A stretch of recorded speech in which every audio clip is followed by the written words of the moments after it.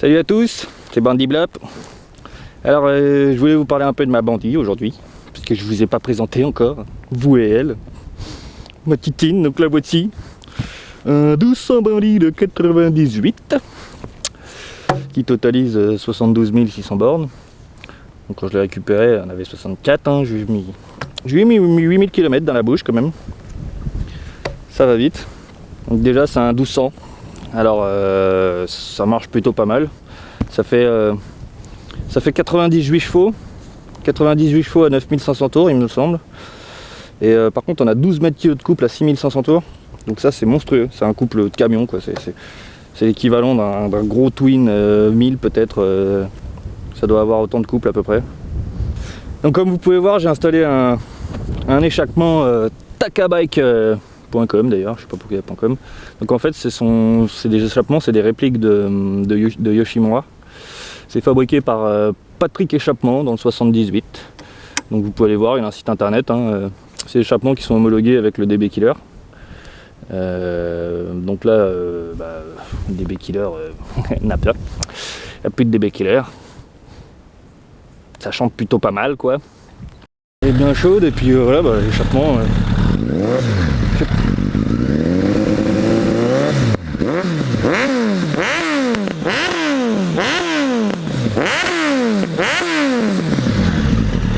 Autrement dit, ça cause bien quoi.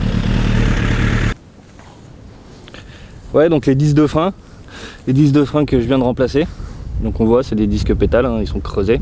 C'est d'ailleurs ça que j'expliquais dans la vidéo précédente, qui fait des petites vibrations dans le levier. C'est que les plaquettes, quand elles passent dans ces trous là, quand elles raccrochent, elles ont tendance à faire un léger petit à-coup. Donc à telle vitesse que, bon, on le sent à peine, hein, mais on le ressent par rapport à un disque plein, on ressent quand même la différence. Donc c'est une machine qui est super pour faire de la route, pour faire beaucoup de route, pour les road trips, pour faire de la balade, c'est censé être un roadster sportif, mais bon, moi je le trouve pas très sportif, parce que c'est quand même assez lourd. Le train avant est quand même relativement lourd, donc si l'idée c'est d'arriver à suivre des milles sportives, c'est pas la peine. Même sur des petites routes de balade, ils vont vous mettre la nique, hein, ça c'est sûr. Hein. Ça a tellement de coupe que ça consomme des pneus arrière, mais vitesse grand V. Donc là je suis déjà à mon deuxième pneu arrière, ça a tendance à aller bouffer pas mal. Pareil au niveau des roulements de direction, je les ai changés quand j'ai récupéré la moto et ils sont déjà morts. Ça a tellement de couple, tellement de puissance, surtout du couple en fait, mais du coup ça a tendance à niquer bien les roulements de direction sur les accélérations, les freinages, les bosses.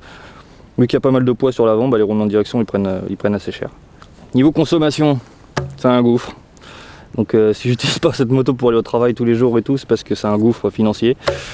Entre 13 et 14 litres, 180 km quoi, à peu près, 180, 190. Donc jusqu'à la réserve, hein, sans compter la réserve complète. Hein. Parce que moi je m'amuse jamais à jouer avec la réserve, une fois que j'arrive en réserve, je remets de l'essence, basta. Du coup quand je remets 13 litres, je fais 180 bornes avec. Donc financièrement c'est un gouffre. Au niveau de l'essence, ça on peut le dire. De plus, il n'y a pas de boîte, il n'y a pas de 6ème, c'est une boîte 5. Donc souvent sur l'autoroute, on la cherche, la 6, on se dit merde, puis on est obligé de rester du coup dans les tours, 5000, 6000 tours et ça consomme. Ça consomme pas mal. Donc pour ça, faut être prévenu, faut avoir le budget pour faire les pleins. Ça, on peut voir que la selle est en train de parer en couille, il faut que j'en trouve une. Donc ça, je vais trouver une selle. Sinon que dire, hein, c'est le moteur du 1200 Bandy, donc c'est increvable.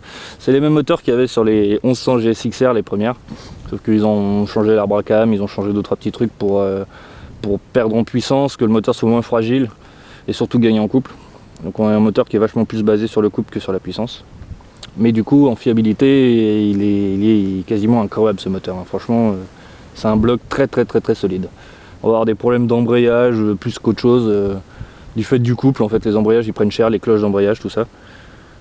Mais sinon le moteur il est incassable. Il est incassable. C'est un refroidissement par huile, donc c'est à l'ancienne, refroidissement air huile.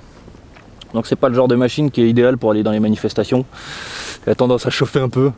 Même là avec le temps qu'il fait, un feu rouge, toute la chaleur qui remonte, ça rayonne pas mal.